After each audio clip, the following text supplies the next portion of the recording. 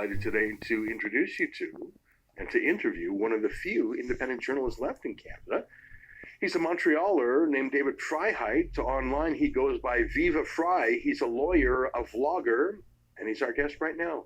David, great to see you and welcome to the show. Thank you for having me. Ezra, I still don't consider myself a journalist. I'm just a guy with a camera who wants to know the truth and understand what's going on.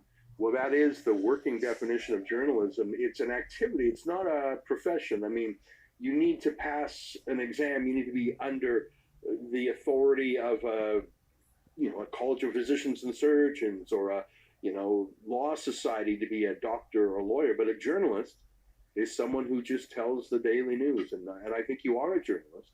And I think you're an unfettered one because you don't take the dough from the government. So first, let's start off by talking about what you saw, because you were on the streets of Ottawa for days, 3-4 hour stints of live streaming.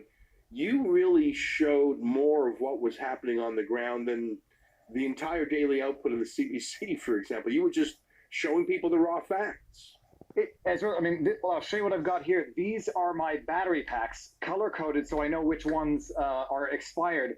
And I've been just plugging them into my phone and live streaming in real time just to see what's going on. Over the weekend, the first weekend, I didn't make it down, and people were telling me, you have to go down, see what's going on. I was reading what was going on, coming from the CBC, coming from whomever, and then I hear what's going on from people who are there. And I say, these two realities are mutually incompatible. They cannot be both existing at the same time. So I say, I'm going down Monday. I'm going to live stream, see if I see any Nazi flags, any Confederate flags, any acts of violence. And if I see them, the world will see it in real time because I'm live streaming and I cannot cut, edit, nor would I want to. So the first day, I think I did like 4.5 hours, maybe 5 hours, just streaming, just walking, talking to people.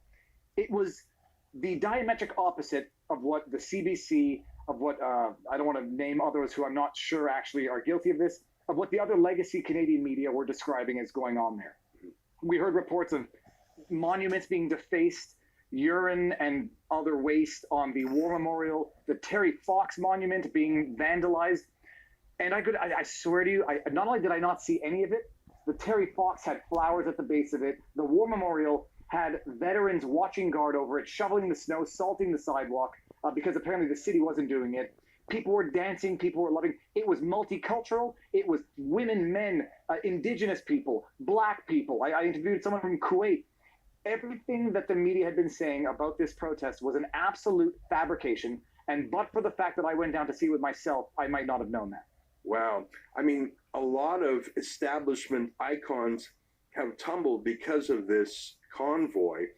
Aaron O'Toole was one of the first to go because of his refusal to even communicate with them. Incredibly, the resignation of the Ottawa police chief, I think, is directly a result of the convoy. There's a lot of things that have happened. I think the media party's reputation has been devastated by their false coverage of this, but they don't know it yet. Like the police chief in Ottawa, he knows what happened. Aaron O'Toole, he knows what happened.